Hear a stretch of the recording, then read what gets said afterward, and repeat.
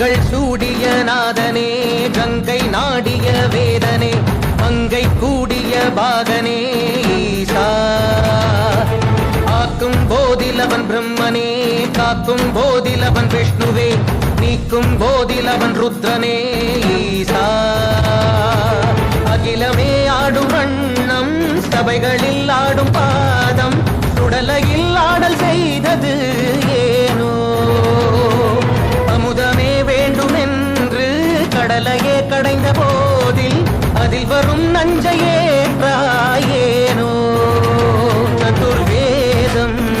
பாடவே கவியாவும் போற்றவே